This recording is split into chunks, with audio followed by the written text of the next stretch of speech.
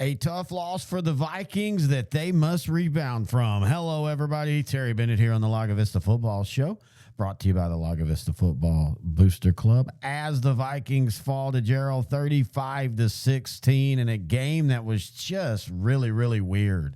And it feels like, and we kind of talk about this on the show this week with Coach Phillips, it kind of feels like that's been a little bit of the theme this year for the Vikings so far. It's just been, whether it's the almost miraculous comeback against Toledo 2 weeks ago and pulling that one off, to Gerald having basically 5 touchdowns and 4 of them being 50 yards or more, with 2 of them being 70 yards or more. Penalties at the wrong time. The offense has a lot of great stats, but at times, again, puts itself in bad situations with mistakes. And now you're 1-1 in district. Now, the great thing is, as we've talked about before, this district is so even that, as Coach will talk about on the show, you know, they can still have all their goals in front of them. If they win out, and, you know, barring that Gerald winning out, and if Gerald wins out, then you take second place and you tip your hat to him and you say, well done, guys. But I don't think that that's going to happen in this district. I think this district is that even. I think we said this on Sideline to Sideline, the 4A show, when we did the district preview show for all the districts, that this is one of those districts. I don't think, and I didn't think going into it, that the district champ's going to be unscathed. The district champ, in my opinion, will have a loss. We're going to go into week 11 of the season. I think there's going to be 10 different scenarios that could happen on 5 teams trying to play for playoff spots. And for Lago Vista, winning this week against Gonzales gets you back into front runner for one of the top 2 seeds in the district. As always, we're going to be talking to the head coach of the Vikings, Coach Creighton Phillips. And in fact, we're going to do that when we come back right here on the Lago Vista Football Show on S2S Sports. Here at L4 Media, we talk high school football, 4A, 3A, and 2A in Texas. We talk East Texas sports. We talk NFL, guy talk, movie and booze. We also talk wrestling and so much more. And you can see it all on our YouTube channel at L4 Media Company. Like and subscribe. Terry Bennett back here on the Lago Vista Football Show, now joined by the head coach of the Vikings, Coach Creighton Phillips. And, Coach, game 2 of district didn't go as planned, a tough loss against Gerald. What were your thoughts on the game?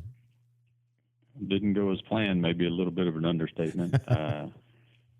Started rough to go, open up the first play of the game offensively with a holding call and didn't overcome it. And then, a blown assignment, and next thing you know, they're running 70 for a touchdown. Just off from the get-go. Got banged up a little bit during the game. Part of the game plan was compromised because of that. And, if it could go wrong, it kind of did. Played really, really good about 90% of the time, but I really feel like the 10% of not so good just were very costly for us. And, kudos to Gerald and being prepared and taking advantage of the times where we gave them opportunities. Well, football and sports in general has a way of balancing things out. And, last week y'all had the improbable comeback against Toledo, and then this week you had this weird game. But to be honest with you, it's kind of felt like all of y'all's games inside of themselves have just been weird this year. Yeah, haven't clean is a word I would love to say during next week's interview here, that, we had a clean game and things went to plan and the kids played hard and all that. Our kids are playing their butts off. We've just had so many, just the timing of penalties, the timing of mistakes. They've gone from, little mistakes that you can overcome sometimes, but it's a holding call at the wrong time. It's a blown assignment at the wrong time. And it's been costly. We, missed some blocks and short yardage. We got stopped on 4th down a couple of times where we've been really solid this year doing that. And, just it all adds up. And Friday night against Gerald, it definitely all added up in the wrong direction. Well, and I like how you talk about like the penalties at the wrong time. It's not like you are going out and having 20 penalties a game, and this has been an issue all year. But as you said, it's like it just seems to happen at the exact worst possible time in the game. Right. Or we've just, haven't been able to execute, what it takes to overcome it. You start off a series 1st and 20. That's a tough ask. If they make one play defensively, now you've got a hand long call, and it really opens up the playbook defensively for them to dial up a blitz or, just play super soft and just not let you have it. And it's been things like that offensively for us. And, defensively, I think the kids are giving absolutely, phenomenal effort, and they're trying to get there. But, you get a team in that slot T, you get a busted assignment, and there's one guy left to make the tackle, and if he doesn't make it, it can end up in a big play. And they big played us to death. I think all 5 of their touchdowns came from, pretty far out. So it wasn't they did put together one drive and I think punch one in, but the rest of it was really just one big play, and then offensively getting stopped on 4th down twice just cost us. And some of those were, we were inside 1st and goal, should have been 1st and goal, and got a penalty that pulled us back out, and got, a ghost holding call or, something to that effect. It's just something that I really would like to play clean on a Friday night and see how good we really are. Well, this week you take on Gonzales. The Apaches on the year, they're 3-2 overall, 1-0 in district. When you look at the film, what are your thoughts on them? They're a really good team. They're well coached. They've got really, really good size up front in the offensive line. They got 2 really big defensive tackles. Like I was telling you before the show, they're kind of, just boringly sound on defense. They're in a 4-3 cover 2, and they're going to control the line of scrimmage.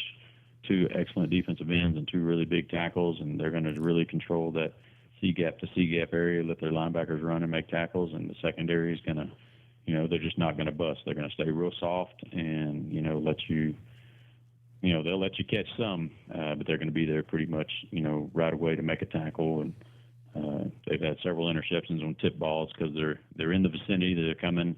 They're zone. They're not really man. They don't want to give up the big play, and so they're really sound offensively. They run the ball very effectively. The quarterback and running back are both exceptional athletes. A lot of good misdirection things that make you stay home, make you play assignment football, and then off of that they've got the play action that can hit you over the top. So. Be a heck of a challenge tomorrow night. Yeah, you talk about their defense. We always talk about offense, and offense wants to control the clock, and you want to have a lot of plays on a drive. But all the stats have shown that after about 9 to 10 plays, that's when you start getting into that 50-50 percentage of how good your play is going to go. And this is a defense that'll let you drive 20 to 20, and then they're going to shut you down. Right, that's kind of their MO. Once things start getting tight, they tighten up a little bit. And you're going to have to win some one-on-one battles. I like the preparation that we've had this week. I think the offensive line, running backs, everybody has done a good job of figuring out, how we're going to attack them and what wrinkles that we need this week to, effectively move the ball against how they plan on defending you. And so, I think we're going to be okay in that regard, but we're going to have to execute because I don't think they're not going to bust. They're not going to get it to you. Yeah, I was going to say that there's, in my opinion, 2 types of games. There's the ones where you're game planning the big plays, and then you said it best. And then there's the ones where you need to break the tackles for the big plays to happen. Right. They're going to have somebody available to make the tackle most of the time. They've got really good speed on the back end, and I think that's part of the reason why they haven't really given up a whole lot of big plays is.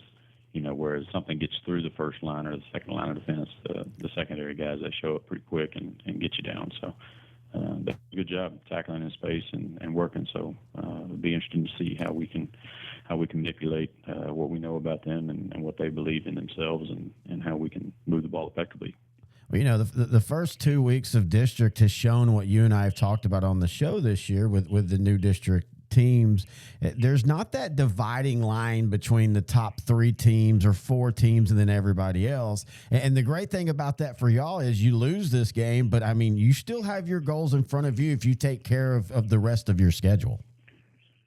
Right. It really doesn't change our scenario. if we want to be the district champ, we had to win all the games, right?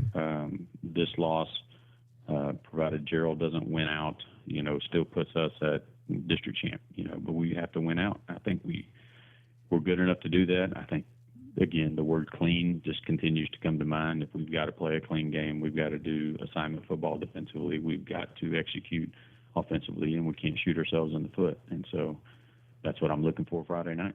Here at L4 Media, we talk high school football, 4A, 3A, and 2A in Texas. We talk East Texas sports. We talk NFL, guy talk, movie, and booze. We also talk wrestling and so much more. And you can see it all on our YouTube channel at L4 Media Company. Like and subscribe. As always, I want to thank Coach Phillips for joining us here on the show. Man, just a weird game. And I feel like I said it at the beginning, and Coach and I have talked about it off the air, and he even kind of brings it up on the air. It's just been a weird year for Lago Vista at 4-2.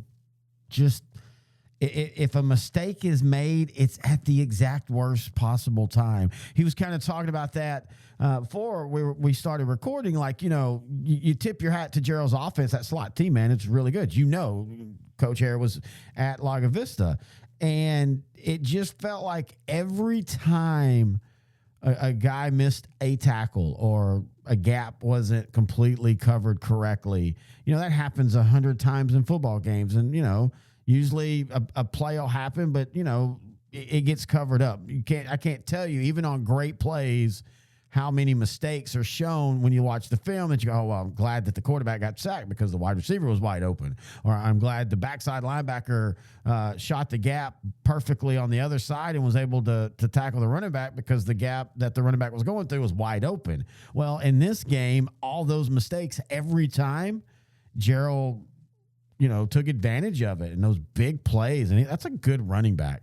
And so you just hope maybe that the games start to normalize a little bit going the rest of the way.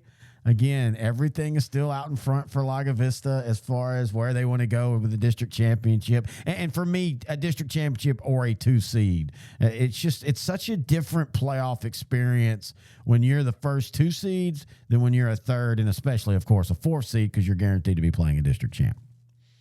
So we'll see if they can get right with ball against a very sound, solid, tough, physical Gonzales team.